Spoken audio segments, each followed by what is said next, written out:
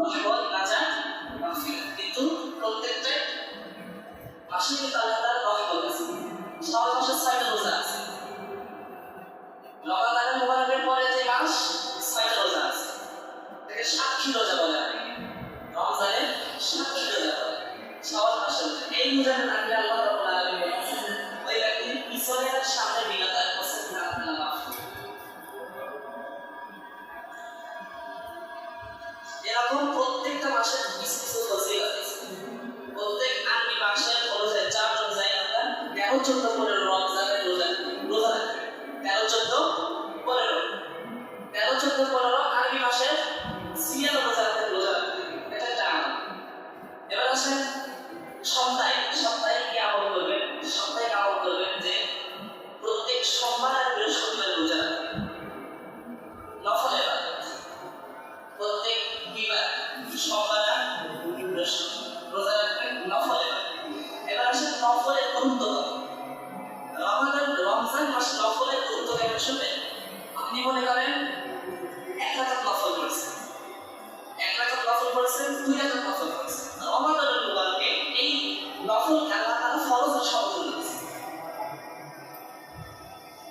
অন্যান্য মাসে নফল, কিন্তু রমজান মাসে আপনি নফল নামাজ পড়েন, আল্লাহ তাআলা বলেছেন যে ওই রমজানের নফল নামাজ পড়ার কারণে আমি নফল নামাজকে ফরজের সমতুল্য দিয়েছি। এটা কিন্তু দান সাদকার মাস, গুনাহ মাফের মাস। আপনি আল্লাহ রাব্বুল আলামিনের কাছে মাফ চাইবেন, আল্লাহ রাব্বুল আলামিনের কাছে দোয়া করবেন, আল্লাহর কাছে দান করবেন, খয়রাত করবেন। অন্যান্য মাসের থেকে এই মাসের ফজিলত কিন্তু অনেক।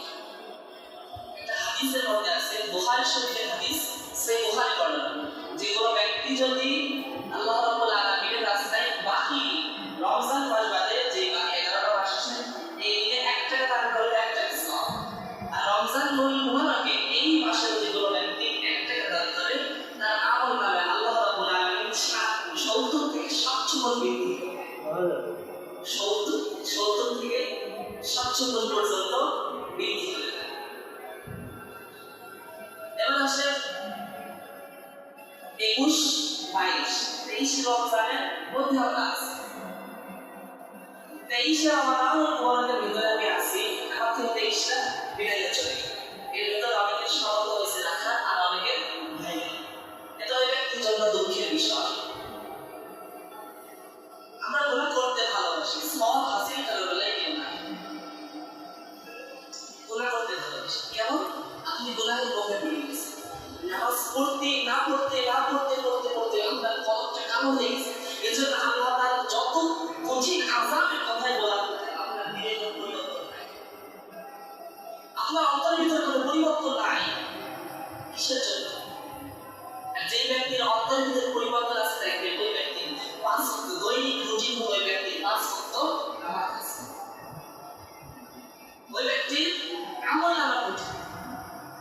যখন কিয়ামতের ময়দানে আপনার হাতে আমল নামা দেওয়া যে ইকরা কিতাবাকা কাফা বিনাফসিকা ইয়াওমা আলাইকা হাসিবা, ওই ব্যক্তিকে যখন কিয়ামতের ময়দানে ইকরা কিতাবাকা বলা হবে, ইকরা পড়ো, কিতাবাকা ইকরা মানে পড়ুন, কিতাবা মানে কি বই, কাফ শব্দের অর্থ হলো তোমার কিংবা তোমাদের।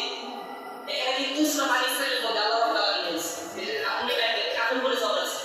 আল্লাহ রাব্বুল আলামিন বলবেন ইকরা কিতাবাকা, তোমার আমল নামা পড়ো, কাফা বিনাফসিকা ইয়াওমা আলাইকা হাসিবা, তোমার আমল নামা পড়েছেন তুমি নিজে জিজ্ঞেস। আপনি দেবেন আমি তো আর বলতে চাই না কবরের ভাষা কি হবে, কবরের ভাষা কি হবে আপনি বলতেছেন আমি জানি না। যেখানে আপনাকে প্রশ্ন করা হবে আমার রব্বুকা ওয়া দীনুকা ওয়া নাবিয়ুকা, আপনার মুখ থেকে অটোমেটিক বের হয়ে যাবে আমি কিছু জানি না, আপনি কোনদিন আরবি পড়েন, আপনার মুখ থেকে অটোমেটিক বের হয়ে যাবে।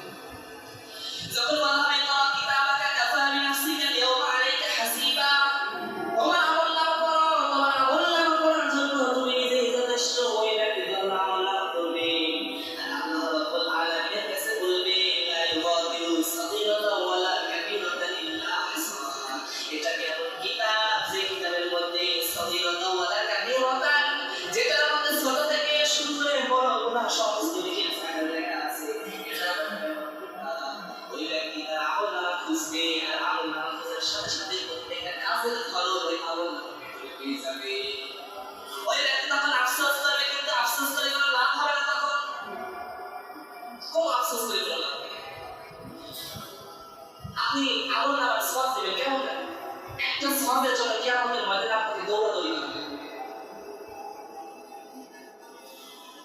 আপনি আপনার সবথেকে প্রিয়জন আপনার স্ত্রীর কাছে যাবেন, আপনার স্ত্রী আপনাকে একটা আমল দিবেন, একটা সওয়াব দিবেন।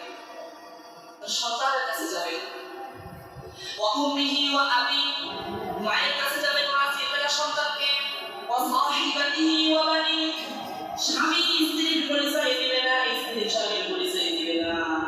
স্ত্রীর কাছে সন্তান মায়ের কাছে যাবে, মা সন্তানের পরিচয় দিবে না, সন্তান মায়ের পরিচয় দিবে না। একমাত্র ওই সময় যে পরিচয় দিবে তিনি আমাকে।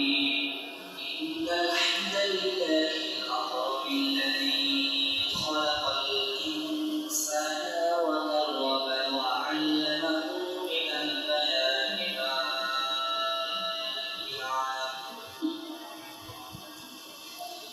فسبحان الذي لا يحصى امتثاله باللسان ولا بالقلم نشهد أن لا إله إلا الله وحده لا شريك له ونشهد أن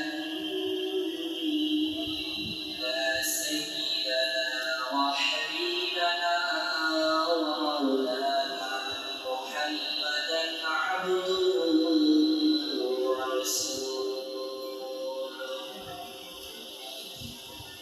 الذي أرسله بالحق بشيرا ونذيرا وداعيا إلى الله بإذنه وسراجا وقمرا منيرا. فقد قال الله تعالى في كلامه المجيد وفي فرقانه